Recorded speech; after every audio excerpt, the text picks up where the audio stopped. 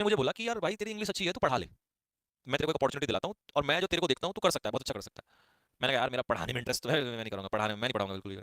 उसने कहा भाई तू पढ़ा सकता है, बहुत अच्छा पढ़ा सकता है, जिस तरीके से तू एसएसबी में परफॉर्म करता है, जिससे जीडी लेक्चर। एक्चुअल में I was preparing for NDA, ये आपको सबको पता ही है ना, एनडीए के लिए मैं तैयारी कर रहा था। और मेरे 3 अटेम्प्ट थे एनडीए के तो मैंने दिए, तो मैं फेल हो गया, एसएसबी आउट हो गया, आपको बताइए। अच्छा, जितने अटेम्प्ट दिए रिटर्न में बाहर नहीं हुआ, जबकि आपको बताइए मैथ्स वैस कमजोर था। बट चलो एनडीए वाली स्टोरी तो मैंने तुम्हारी सुनाई रखी है कई बार, उसको छोड़ो, वहां से आगे बढ़ते हैं। तो मैं एनडीए के 3 अटेम्प्ट मेरे हो गए थे, खत्म हो गए थे। अब आपको बताइए गांव में क्या होता है ना, गांव की सबसे बड़ी समस्या ये है, मैं अपने गांव में उस टाइम पे ना, मतलब हम गांव से बाहर पढ़ने, मतलब मैं सीबीएसई में पढ़ा था, तो हम गांव से स्कूल भी ना साइकिल वगैरह पे जाते थे। 3 लड़के थे, मैं हम दोस्त थे पहले थे, बाकी सब गांव में ही थे, उस टाइम पे ऐसा साधन नहीं होते थे। तो अब गाँव में ये सब पहले से चलता हुआ आया है, दूसरे की टांग खींचना, एक दूसरे की ये करना वो करना। अच्छे लोग नहीं करते, गाँव में भी अच्छे होते हैं, ऐसा नहीं, आप सबको गलत समझने लग जाओ, कुछ लोग होते ही होते हैं, कुछ होते हैं, कुछ कंपटीशन बाजी, है ना, ये सब चीजें होती हैं। तो कई बार कुछ लोग बोलते थे कि भाई ये तो एनडीए नहीं निकला, ये नहीं निकला, वो नहीं हुआ, ये हो गया, वो हो गया, और बस की नहीं है, ऐसा नहीं है, वैसा नहीं है, उल्टा सीधा बोलना। तो मैं बहुत हाईली डिमोटिवेट हो जाता था। अच्छा, डिमोटिवेट होने का कारण था क्योंकि मेहनत कर रहे थे, अच्छा मैं मेहनत ना करता तो मुझे फर्क नहीं पड़ता, लेकिन मैं एनडीए निकाल के, और जब एयरफोर्स एसएसबी के भी वहां बैठा था सामने एसएसबी में, तो मुझे ये पता था यार, मतलब मैं तो सिलेक्शन के बहुत नजदीक हूँ, कमी तो मेरे अंदर है ही नहीं, कि कमी होती तो मैं यहाँ तक ना आता। करोड़ों लोग होते हैं इस दुनिया में, पहली बात तो कुछ लोग फॉर्म ही नहीं भरते, जो फॉर्म भरते भी हैं, जो लोग फॉर्म भरते हैं वो लोग रिटर्न नहीं निकाल पाते। और हम तो रिटर्न, पहले तो हमने फॉर्म भरा, फॉर्म भरना ही सबसे पहले बड़ी बात होती है, फिर हमने रिटर्न निकाला, साधन कम होते थे उस टाइम पे, रिटर्न निकाला, हम एसएसबी गए, तो हमें लगा यार हम तो काफी लोगों से अलग है, मतलब हमने कुछ तो अचीव किया ना इस दुनिया में हम, ऐसा तो नहीं है ना गली नुक्कड़ पे खड़े होकर दारू पी रहे हैं, लड़ाई कर रहे हैं, झगड़े कर रहे हैं लोगों से, इस टाइप के तो हम है नहीं। तो लगता था यार हमें कुछ तो बात है, बट क्रिटिसिज्म बहुत ज्यादा हो रहा है, फिर घर वाले भी बोलने लगे भाई तुमसे कुछ नहीं होगा, ये नहीं होगा, नहीं होगा। तो यार अब एक्चुअल में देखो, जब आप बाहर रहते हो ना और तैयारी करते हो, तो पैसा भी चाहिए होता है ना, फिर घर वालों से मांगने में भी शर्म आती है। तो मेरे को आने लगी, थोड़ी थोड़ी शर्म आने लगी घर वालों से भी, मैंने कहा यार बार बार। और फिर समस्या ये थी कि मैं जो क्यों समझाता हूँ अभी सिलेक्शन ले लो, क्योंकि यहाँ के बाद ग्रेजुएशन का रास्ता बहुत लंबा है। तो मुझे ये दिख रहा था भगवान 3 साल कैसे कटेंगे ये ग्रेजुएशन के। मैं सेम बता रहा हूँ। देखिए मैं कभी भी कोई बात इसलिए बोलता हूँ क्योंकि मैं उस दौर से गुजरा हूँ, I am not a teacher कि मुझे किया, मैं तो बाई चॉइस थोड़ी ना, कि मतलब अपनी चॉइस से बनाऊँ, ये थोड़ी ना कि जबरदस्त, मतलब क्या, मैंने चूज किया है, तो हमने तैयारी की है, हमने सब कुछ एग्जाम दिए हैं, नौकरी ली है, छोड़ी है, तब जाके बने हैं। तो मैं उस स्टेज में बहुत बुरे तरीके से रहा हूँ जैसे आप लोग हो, ठीक है, तो मुझे पता होता है। तो मैंने कहा 3 साल कैसे कटेंगे, घर वाले तो पागल कर देंगे, ये तो 5 रुपए भी गिर दे तो हाँ भाई कब लगेगी नौकरी, 5 रुपए भी गिर दे तो। और मुझे लगता है घर वालों की गलती भी होती है, कुछ कुछ नहीं होती, कुछ होती है, वो उस पर डिस्कशन कभी बाद में करेंगे। तो क्योंकि घर वालों को तो ऐसा लगता है ना, फॉर्म भर दिया तो मतलब लेफ्टिनेंट, एयरफोर्स का फॉर्म भर दिया तो मतलब वर्दी। तो इस मुद्दे पे भी चर्चा करेंगे हम। अच्छे भी हैं लेकिन कुछ एक्सपेक्टेशन बहुत खतरनाक जल्दी हो जाती हैं। तो भाई मैंने सोचा यार एक काम कर लेते हैं, और एक चीज मेरे मन में थी, मैंने कहा कुछ कम में सेटिस्फाई नहीं करना, करनी अच्छी नौकरी है, छोटी मोटी नहीं करूंगा, करूंगा ठीक ठाक, जब मैंने पढ़ाई करी है यार, मैं मेहनत कर रहा हूँ, और करने का मेरे अंदर गुर्दा भी है, जज्बा भी है, तो मैं क्या, तो फिर मैंने कहा चलो ठीक है। तो मेरा एक दोस्त था, अर्जुन सिंह करके था, and he was from Shamli. तो उसने मुझे बोला कि यार भाई तेरी इंग्लिश अच्छी है, तू पढ़ा ले, मैं तेरे को एक अपॉर्चुनिटी दिलाता हूँ, और मैं जो तेरे को देखता हूँ तू कर सकता है, बहुत अच्छा कर सकता है।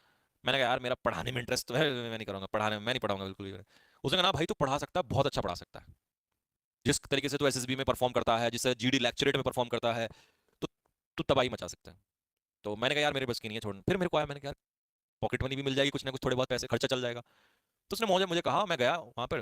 तो मैं जहाँ गया पहले तो मेरी हालत टाइट हो गई, मैं वहाँ डेमो वेमो देने गया, 300 400 बच्चे वहाँ बैठे ऑफलाइन में, ऑफलाइन में भीड़ होती थी, ऑनलाइन तो था ही।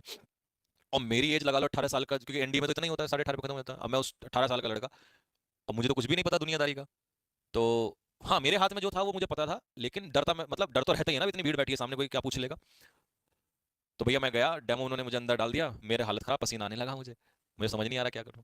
खैर वो लुक लग बाय चांस वो एक ऐसा टॉपिक फंस गया कि मैंने फिर वो टॉपिक, क्योंकि हम जीडी वगैरह तो करते ही भयानक तरीके से थे, तो सरोगेसी एक टॉपिक इस टाइप का फंस गया, मैंने उस पर फिर उनको समझाया खतरनाक तरीके से, वहाँ मेरा सिलेक्शन हो गया। तो मैं पढ़ाने लग गया मैं, बढ़िया, बहुत खतरनाक तरीके से दिन रात मेहनत। अच्छा उस टाइम पे ना चिल्ला के पढ़ाते थे ऑफलाइन में, माइक वाइक की कुछ नहीं होता था, वो होते थे मार्कर वाले ऐसे ही चलाते थे। तो पहला बैच आया, मेरा पहले बैच में, मेरा पहला बैच था आज भी मुझे याद है, उत्तराखंड टेट का, जिसमें 30 40 वाले बुजुर्ग लोग, और उसमें 5 6 बच्चे थे, सारे एज्ड लोग थे, लेडीज थी और 2 3 जेंट्स थे बड़े बड़े, सब मैरिड थे। तो उनका सिलेक्शन हो गया, 2 3 का। भाई सिलेक्शन हो गया, वो लोग वहां बोलने चले गए डायरेक्टर से कि मिठाई है ये, और संजीव सर ने हमने पढ़ाया था, और उनका तो पेपर में आया पढ़ाया हुआ।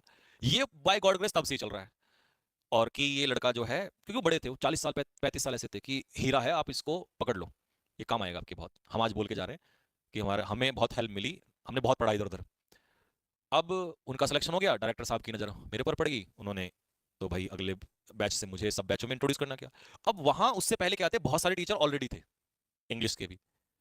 हाँ, वो जेलस वाला पंगा ना, वो फंस गया बहुत खतरनाक।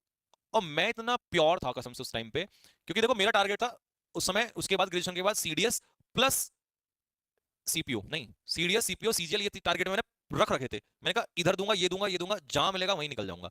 और सबसे पहला टारगेट सीडीएस का है, लेकिन रखूंगा सारे ऑप्शन में। तो मैं तो पढ़ने वाला बंदा भाई, घर अपने 8-8 घंटे पढ़ रहा हूँ, यहाँ पढ़ाने आ रहा हूँ 3-4 घंटे, तो मुझे तो दुनियादारी से कोई मतलब नहीं है। अब हो ये चला उस टाइम पे कि मैं पढ़ा रहा था, हर चीज में कुछ ना कुछ पंगा खड़ा कर दिया जाता था। और मैं देखिए, डर उसको होता है, मुझे डर नहीं था, उनको डर था बाकी जो टीचर्स थे, क्योंकि उनको वही नौकरी थी, उनकी लाइफ में कुछ नहीं था। मेरी लाइफ में क्या था, मेरी लाइफ तो स्टार्ट ही हुई थी ना। तो मैं तो नौकरी छूट जाती, मैं कुछ और नौकरी तो मैं तो कर ही रहा था तैयारी।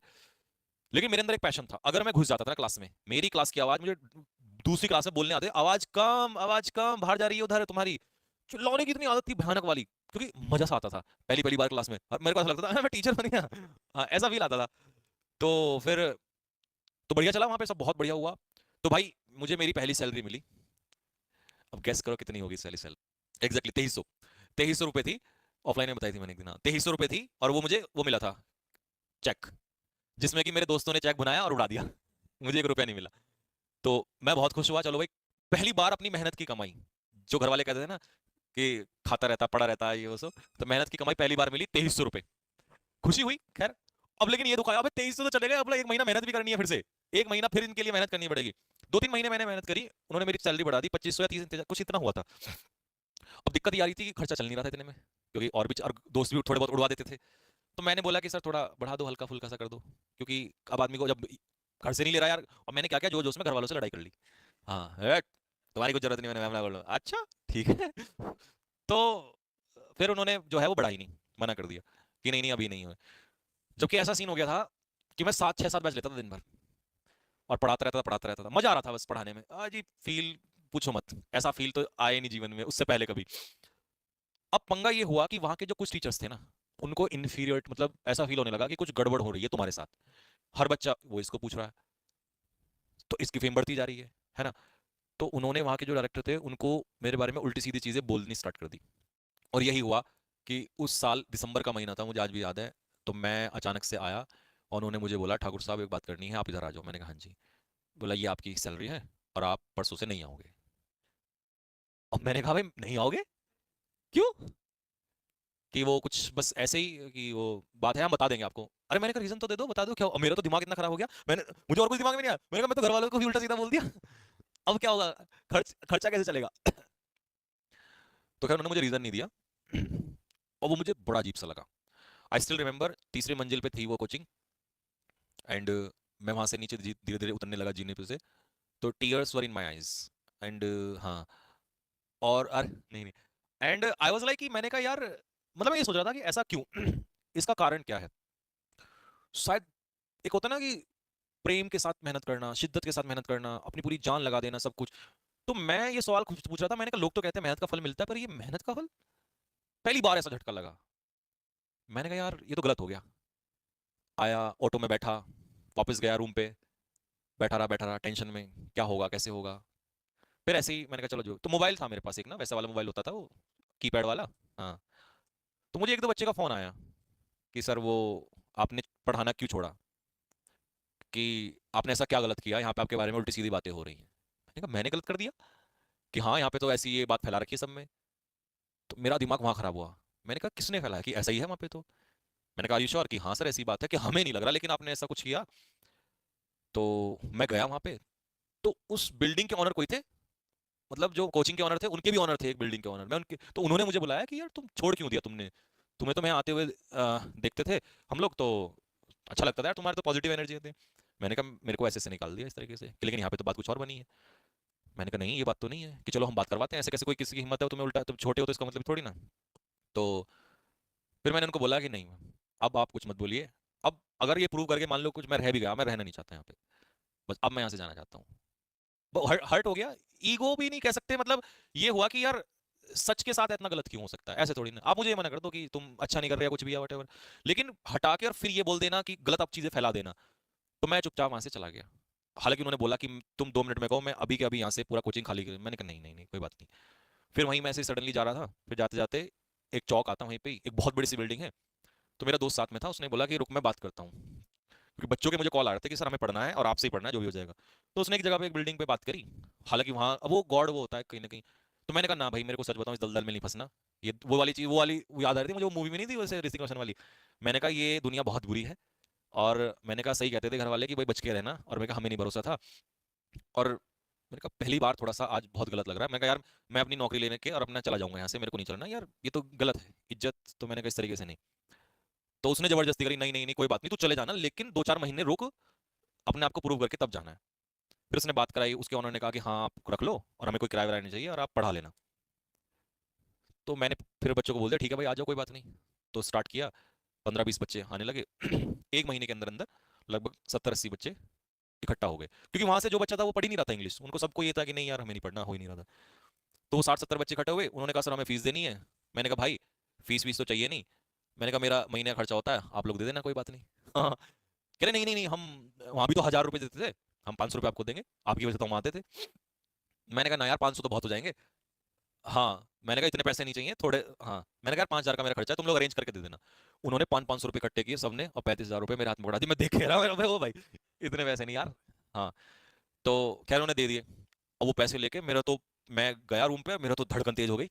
मैंने कहा यार ये, फिर मैंने फटाफट सबके निपटाए। फिर वो मेरे दोस्तों ने लपक लिया, वो वहीं फिर। हाँ, बस फिर उसके बाद जो है वो बैच मैंने पढ़ाया, और उस बैच में से 2 लड़के सीपीओ में हुए, और हाँ 2 सीपीओ में हुए, और 2-3 और, मतलब 3-4 लड़के अलग अलग हुए थे।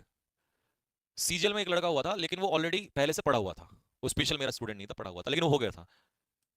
और उसके बाद तो फिर अगला महीना जो है, मतलब नेक्स्ट जो बैच से आना स्टार्ट हुआ, सीधा 250 बच्चे इनटू मल्टीप्लाई हो गया पूरे, जिन जहां जहां वो सेलेक्ट हुए थे, क्योंकि पहली बार वहां से, हाँ कॉलेज में दरोगा वगैरह बने थे ना, तो आग की तरह फैल गई कि भाई ऐसे ऐसे, और बस वो मल्टीप्लाई होता चला गया। हाँ यही देहरादून की बात कर रहा हूँ। और वो मल्टीप्लाई होता चला गया। और मेरे दिमाग में फिर सिर्फ एक ही बात चल रही थी कि मैं यही चाहता हूँ कि उनके मुंह से ये बुलवाना कि जो हमने उसके बारे में गलत चीज फैलाई वो गलत थी। और आपको मैं इसका कंक्लूजन बता देता हूँ। फिर उसके बाद तो खैर हम कभी मिले ही नहीं, 10 साल उसी रास्ते से आते जाते रहे, ना वो मुझे कभी मिले ना मैं उन्हें मिला।